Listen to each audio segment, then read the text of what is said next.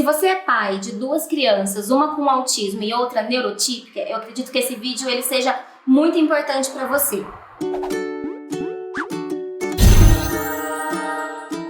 Falar sobre irmãos de crianças com autismo é algo muito comum aqui no Unity. A gente tem bastante esse cuidado com os irmãos de crianças com autismo, porque a gente vê muitas características, muitas dificuldades, na verdade, que essa criança também passa e a gente precisa ter um foco de atenção em algumas coisas. Então a nossa ideia hoje aqui, né, Mari, é passar um pouco para vocês, pais, os pontos de alerta, né? O que a gente precisa cuidar, mas não da criança que tem autismo, mas sim do seu irmão.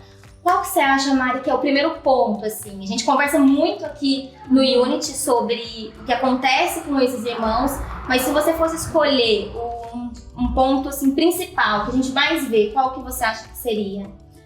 Eu acho que tem muitas coisas que a gente percebe, a gente ouve muitas queixas, né, assim, dos pais em relação à dificuldade que às vezes o irmão neurotípico vai ter em relação a essa criança que foi diagnosticada com TEA.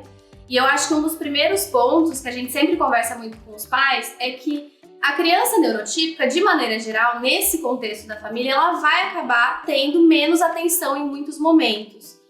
Por quê? Não tem muito como a gente fugir. A criança com autismo, ela demanda muito em termos de terapia, de tempo. E a gente sabe que muitas vezes o irmão neurotípico vai tendo menos atenção. Então, uma coisa que a gente sempre conversa muito com os pais, a gente traz muito isso em sessão, é da gente tentar focar com o irmão neurotípico em momentos de atenção específicos. A gente sabe que a atenção nunca vai ser 100% igual, e até nem é para ser mesmo. Mas a ideia é que o irmão receba momentos específicos que ele vai ter a atenção direcionada dos pais. E acho que é legal, né? Uma orientação que a gente sempre dá, então vai fazer um passeio só com essa criança neurotípica, ou leva ela para uma atividade que só ela faz, né? Que o irmão não faz. Então ter esses momentos únicos com essa criança é muito importante.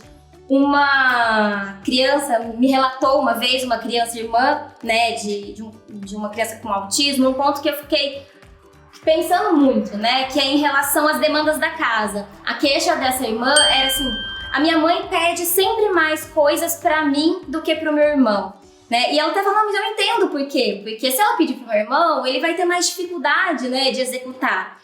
Mas isso não deixa de ser pesado, né? Isso não deixa de causar um desconforto nessa criança. Eu acho que é importante a gente olhar para isso. Acho que um outro ponto é a questão de responsabilizar muito, né? Você já teve bastante experiência com isso? Sim, eu acho que um outro ponto que a gente conversa muito é sobre... muitas vezes o irmão ele acaba sendo muito responsabilizado por cuidar e por ficar atento ao irmão que tem o autismo. Então, às vezes na escola a gente já viu isso acontecendo, então às vezes a própria professora já sinaliza para a criança, para que o irmão cuide um do outro. E acho que uma coisa que a gente tem que pensar e tem que conversar muito com essa família é a relação entre os irmãos, ela tem que ser saudável e prazerosa. E para isso a gente não pode fazer o irmão neurotípico ter sempre a responsabilidade de cuidar desse irmão, porque isso vai tornando a situação um pouquinho mais pesada. Chega em muitas situações, a gente faz um encaminhamento dessa criança neurotípica para terapia, né, para terapia comportamental, para cuidar, né, desses aspectos que acabam acontecendo sim nessa relação. Eu acho que alguns pontos, daí olhando pontos positivos, a gente tenta aqui no Unity sempre trazer a criança também para as terapias, sempre que possível. Então, muitas vezes, quando a gente está, por exemplo, treinando habilidades sociais com a criança diagnosticada, a gente tenta trazer o irmão para a terapia também, porque ele é o modelo, né, da criança, ele vai saber ajudar, ele muitas vezes consegue também, da forma dele, estimular o irmão, e a gente tenta trazer para que torne um pouquinho essa relação um pouquinho mais prazerosa. Então isso pode ser um ponto muito legal para a gente fazer, né, em sessão.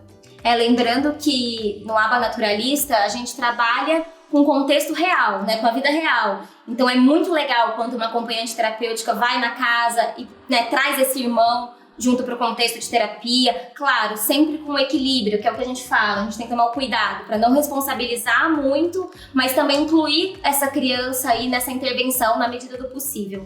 Se vocês tiverem alguma dúvida ou algum relato que queiram compartilhar com a gente, se você é pai aí e vive essa situação entre um filho e o outro, conta pra gente que a gente vai conversar mais sobre isso, não é mesmo? É isso mesmo, Até gente. mais. Tchau, tchau.